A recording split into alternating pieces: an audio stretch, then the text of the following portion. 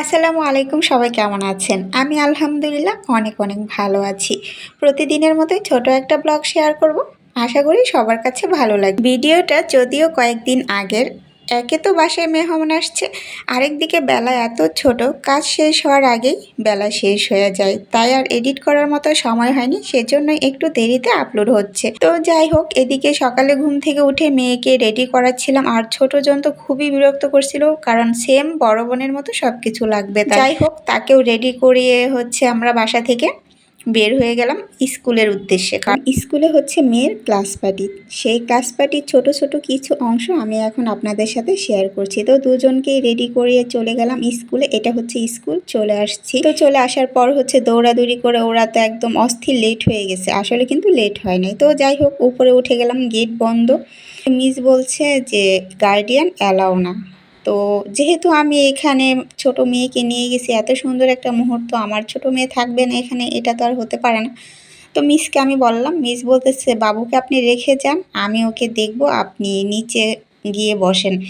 কিন্তু এটা তো আর হতে পারে না, এত ছোট বাবুকে আমি এত মানুষের মাঝখানে রেখে আসবো। তো যাই হোক, আমি আর নিচে চলে আসি নাই, উপরেই ছিলাম। আর আমার সুহামণি তো লজ্জা পাচ্ছিল প্রথমে একটু নাচতে, তারপর সবার দিকে তাকাচ্ছে, আর যখন দেখছে সবাই নাচানাচি করছে, মিস ওকে বলছে নাচো নাচো, তখন সেও কিন্তু একটু একটু করে নাচার চেষ্টা করছে, অবশ্যই একটু লজ্জাও পাচ্ছে। নাচানাচি শেষ করে এখন হচ্ছে ওদের ক্লাসের যে কেক, সেই কেক কাটা হবে। তুমি ক্লাস পার্টি করার কোনো ইচ্ছাই ছিল না, কারণ ঢাকা শহরের হচ্ছে স্কুলগুলাতে কিন্তু চাঁদার পরিমাণটা অনেক বেশি। দেন চাঁদার পরিমাণ যাই হোক না কেন, বাচ্চার আনন্দ বলে একটা কথা আছে, না গেলে অবশ্যই মন খারাপ করবে।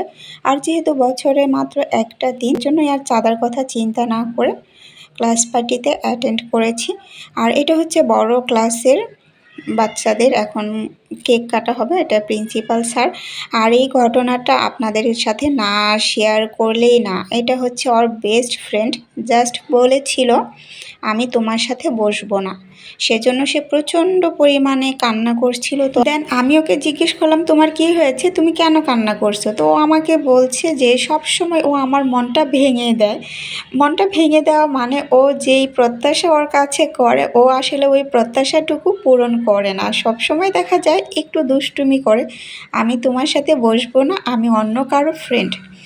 তো যাই হোক, আর এগুলো হচ্ছে ওদের গিফট। ওদের ক্লাসের জন্য ছিল পেন্সিল বক্স, এক একটা ক্লাসের জন্য এক এক আইটেম ছিল গিফট। প্রথম দিকে ছিল, আমি যেটা ফার্স্টের দিকে দেখিয়েছি সেটা ছিল বড় ক্লাসের জন্য, আর ছোট ক্লাসের জন্য আরও অন্য কিছু ছিল।